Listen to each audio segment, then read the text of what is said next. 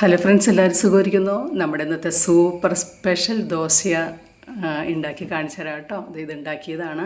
ഉണ്ടാക്കുന്ന വിധം പറയാം. ഏത്തപ്പഴം പുഴുങ്ങിയതും ഈന്തപ്പഴം കൊണ്ടുള്ള ഗോതമ്പ് ദോശ സൂപ്പറാണ് കേട്ടോ. അതിന് വേണ്ടത് ഏത്തപ്പഴം പുഴുങ്ങിയതായിരിക്കണം, പച്ചയ്ക്കാകരുതേ.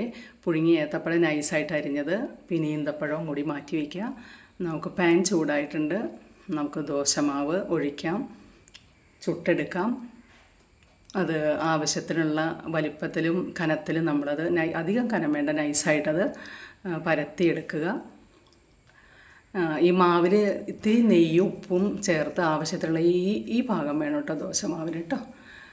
എന്നിട്ട് ചുട്ടതിൻ്റെ പ്രത്യേകത എന്ന് വെച്ചാൽ രണ്ട് ഭാഗവും ഇതുപോലെ മുരിഞ്ഞതിന് ശേഷമാണ്, വെന്തതിന് ശേഷമാണ് നമ്മൾ പുഴുങ്ങിയ അരിഞ്ഞ് വെച്ചിരിക്കുന്ന ഏത്തപ്പഴവും ഇതിൻ്റെ അകത്ത് വെച്ച് ഫില്ല് ചെയ്യുന്നതേ.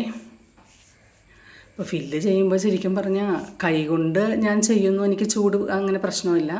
പക്ഷേ ചിലവർക്ക് കൈ പൊള്ളു കേട്ടോ. അപ്പോൾ അതുകൊണ്ട് സ്പൂണോ കയ്യിലോ എന്തെങ്കിലും ചട്ടകമൊക്കെ വെച്ചിട്ട് വേണം ഇതുപോലെ ഒന്ന് അമർത്തി കൊടുക്കണം കേട്ടോ. ഞാനിപ്പോൾ എൻ്റെ കയ്യിലുള്ള സ്റ്റിക്ക് വെച്ചിട്ടത് നന്നായി ഒന്ന്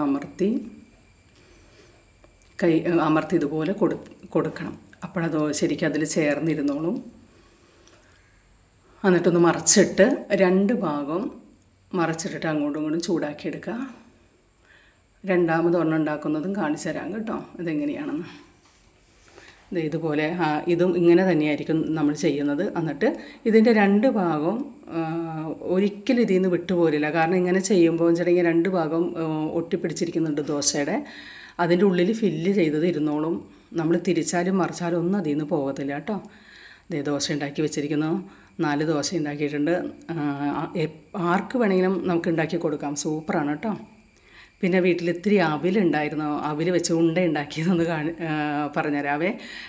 അവിലും വറുത്ത കപ്പലണ്ടിയും ഇത്തിരി എള്ളും കൂടി നന്നായി ചൂടാക്കിയിട്ട് മിക്സിയിലിട്ട് പൊടിച്ച് വയ്ക്കണം. എന്നിട്ട് അതിൻ്റെത്തേക്ക് 2 പിടി തേങ്ങ കൂടുതൽ വേണേ, പിടി തേങ്ങയും ശർക്കരയുടെ പാവുണ്ടല്ലോ അതും കൂടി ഒഴിച്ചിട്ട് നല്ല ചൂടോട് വേണം, ഇത്തിരി ചൂടോടുകൂടി വേണം ശർക്കര നീര് ഒഴിക്കാൻ. ഉണ്ടാക്കി വയ്ക്കുക. കുട്ടികൾക്കൊക്കെ കൊടുത്താൽ കഴിക്കും കേട്ടോ. ഇതൊന്നും ഉണ്ടാക്കി നോക്കണം.